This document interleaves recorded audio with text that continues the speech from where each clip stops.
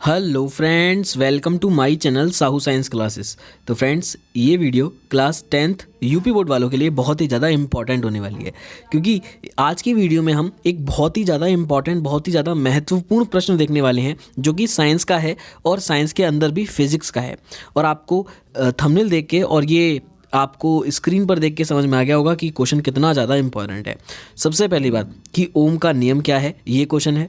इसकी व्याख्या करिए, संबंधित विद्युत परिपथ बनाकर भी समझाइए, और यह भी बताइए कि विद्युत चालक का प्रतिरोध किन किन बातों पर निर्भर करता है। 2023 में आ चुका है और 2+2 यानी कि 4 मार्क्स का है।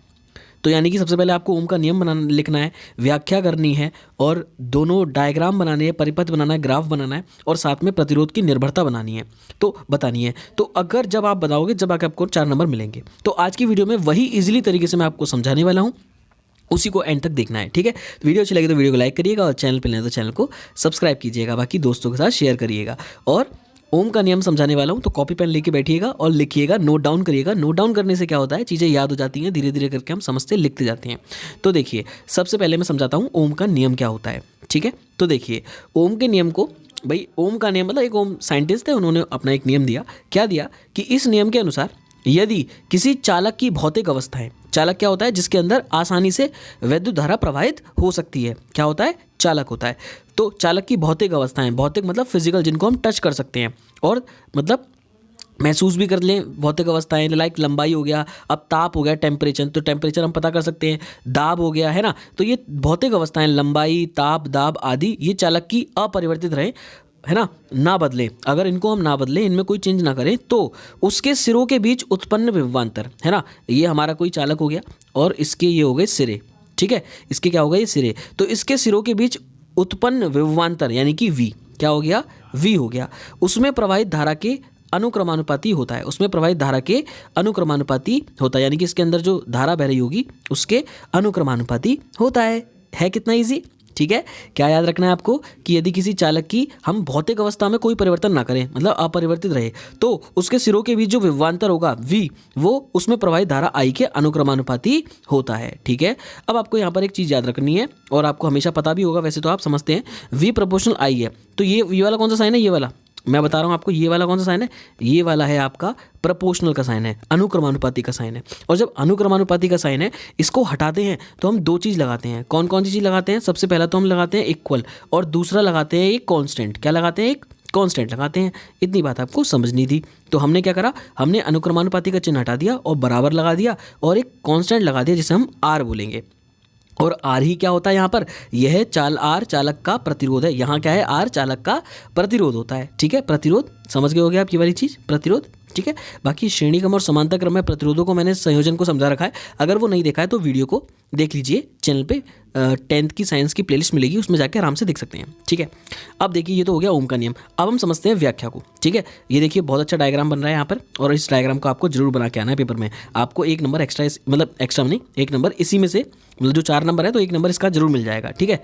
समझ में आ गई मेरी बात। ये मत सोचिएगा कि 4 नंबर का है तो 5 मिल जाएंगे। मेरा मतलब ये था कि 1 मार्क्स का ये आपका पूरा डायग्राम मान लीजिए, अच्छे से आप बना के आएंगे अगर तो देखिए, इस नियम की व्याख्या के लिए वैद्युत परिपथ चित्र में प्रदर्शित है। तो देखिए यहाँ पर व्याख्या देखें, तो व्याख्या के लिए जो हमारा चित्र बना हुआ है, पहले चित्र को समझा देता हूँ।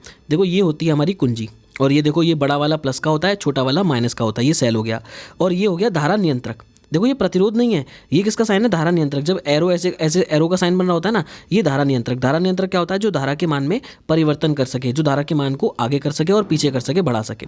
अमीटर, एक लग रहा है अमीटर, और ये हमेशा अमीटर क्या होता है, ये अमीटर प्रतिरोध के श्रेणी क्रम में जुड़ता है। कैसे, श्रेणी क्रम में जुड़ता है सर्किट के और प्रतिरोध के। और जब ये अमीटर है, ये क्या करता है, धारा को मापता है। और ये देखो, ये हमेशा विभवांतर, जो वो वोल्ट मीटर जो है, ये रहा आपका वोल्ट मीटर, ये हमेशा समांतर क्रम में जुड़ा होता है, जिसे हम V से डिनोट कर दिया है, और ये विभव को मापता है, ठीक है। क्लियर हो गई मेरी बात। तो इस तरीके से ये प्रतिरोध तार हो गया आपका। तो इस तरीके से आपको ये सर्किट बनाना है, ठीक है। और धारा हमेशा कैसे आती है, प्लस से माइनस की ओर। धारा हमेशा कहाँ जाती है, प्लस से माइनस की ओर जाती है। देखो, प्लस से जा रही है और माइनस की ओर लौट के ऐसे करके आ रही है। क्लियर हो गई मेरी बात।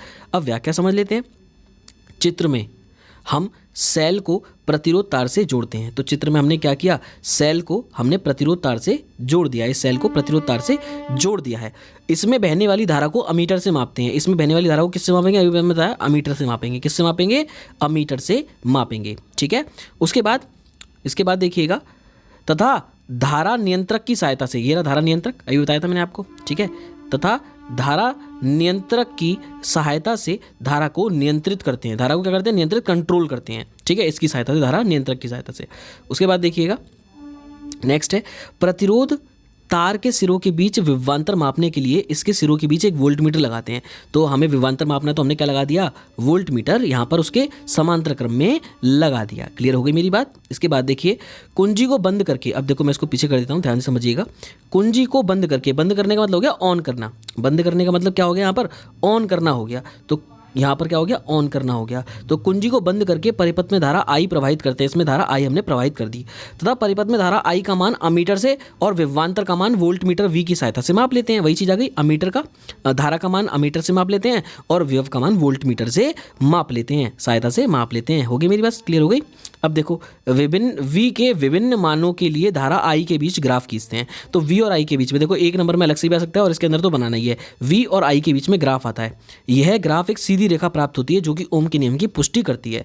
तो देखो ये क्या बताता है, देखो अभी आपने देखा वी प्रोपोर्शनल आई, इससे ये याद होता है कि अगर आई का मान बढ़ता जाएगा तो वी का मान भी बढ़ता जाएगा। तो देखिए ये है आपका वी, देखिए ये रेखा हो गई विभव को शो करने की और ये क्या हो गई, धारा को शो करने की।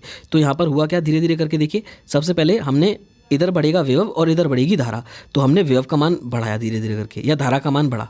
अब जब धारा का मान बढ़ा तो देखिए विभव का मान भी बढ़ेगा, तो ये वाले पॉइंट पे दोनों मिल गए, निर्देशांक सब जानते होंगे। फिर धारा का मान और बढ़ा, फिर विभव का मान और बढ़ा, फिर हमें पॉइंट मिल गया। फिर धारा का मान और बढ़ाया, फिर विभव का मान बढ़ाया, फिर इन दोनों का कॉमन पॉइंट मिल गया। फिर धारा का मान और बढ़ाया और विभव का मान बढ़ाया। इस तरीके से बढ़ाते जाएंगे तो ये पॉइंट्स मिलते जाएंगे और इन पॉइंटों को मिलाएंगे तो हमें क्या प्राप्त होगी, एक सीधी रेखा हमें प्राप्त होगी इस तरीके से उन दोनों के बीच में, ठीक है। यही चीज़ ये बता रहा है, ठीक है। ये हो गया हमारा इतना पार्ट। अब देखिए आपको अलग से उसने पूछा था कि प्रतिरोध किन किन कारकों पर निर्भर करता है। तो सबसे पहले चालक की लंबाई के अनुक्रमानुपाती होता है। क्या होता है, चालक की लंबाई के अनुक्रमानुपाती होता है। देखो मैं आपको अगर एक बात बताऊं, लाइक मैंने ये ले लिया, मैंने ये एक चालक ले लिया और मैंने ये एक चालक ले लिया, ठीक है, ध्यान से समझिएगा। अब इसके अंदर मैंने इलेक्ट्रॉन डाल दिए, ये है मेरे इसके अंदर इलेक्ट्रॉन, ठीक है, ये है इलेक्ट्रॉन। अब एक चीज़ सोचिए कि अगर मैं इसकी लंबाई को बढ़ाऊंगा, इसकी लेंथ को मैं, ये रेक्टेंगल जो है चालक है, इसकी लेंथ को बढ़ाऊंगा ऐसे करके। जब लेंथ को आगे चल के बढ़ाऊंगा तो ये पतला होगा। देखो अभी तो ये ऐसा है, अब मैं इसकी लेंथ को बढ़ा रहा हूँ, आगे बढ़ा रहा हूँ तो ये पतला होता जाएगा। जब पतला तो होता जाएगा तो इलेक्ट्रॉन दबते जाएंगे। इलेक्ट्रॉन क्या होते जाएंगे, इलेक्ट्रॉन ये दबते जाएंगे। इलेक्ट्रॉन, ये वाले इलेक्ट्रॉन, ये जो इलेक्ट्रॉन्स हैं ये क्या होते जाएंगे, दबते जाएंगे। जब दबते जाएंगे तो क्या होगा, फिर वो आगे नहीं गति कर पाएंगे और करंट धीमा हो जाएगा। तो यही तो बता रहा है ये प्रतिरोध वाली बात कि चालक की लंबाई के अनुक्रमानुपाती होता है। यानी कि हम लंबाई को अगर बढ़ा देंगे तो प्रतिरोध भी बढ़ जाएगा, क्योंकि प्रतिरोध क्या करता था, धारा को रोकने का काम करता है, धारा के मार्ग में रुकावट उत्पन्न करने का काम करता है। क्या करता है, प्रतिरोध करता है। अब एक देखिए आर इनवर्सली प्रोपोर्शनल व्युत्क्रमानुपाती है एक के, मतलब अगर हम एरिया बढ़ा देंगे तो प्रतिरोध घट जाएगा, एरिया बढ़ाने पर प्रतिरोध घट जाएगा। अब देखिए कैसे, देखो अभी ये ऐसे है ना, और यहाँ पर इलेक्ट्रॉन है, ये इलेक्ट्रॉन है, ठीक है। अभी तो ये देखो ढंग से गति नहीं कर पा रहे क्योंकि इनकी इसमें स्पेस नहीं है। अगर मैं यहाँ पर स्पेस दे दूँ ऐसे करके, अब इसके एरिया बढ़ा दूँ, देखो ये एरिया बढ़ा दिया मैंने, तो देखो अब इनके पास, अब ये फ्री हो गए है ना, अब इनके पास जगह बढ़ गई, ये इधर उधर जा सकते हैं, ये इधर उधर जा सकते हैं। तो क्या हो गया, प्रतिरोध कम हो गया, क्योंकि धारा अगर ज़्यादा बहेगी, धारा किसकी वजह से बहती है, इलेक्ट्रॉनों की वजह से। इलेक्ट्रॉन ज़्यादा इधर उधर जाएंगे तो धारा बहेगी, और धारा बहेगी तो प्रतिरोध कम हो जाएगा, ठीक है। तो देखिए यहाँ पर समझ में आ गई मेरी बात कि यहाँ पर आर जो होता है वो व्युत्क्रमानुपाती होता है क्षेत्रफल के, ठीक है।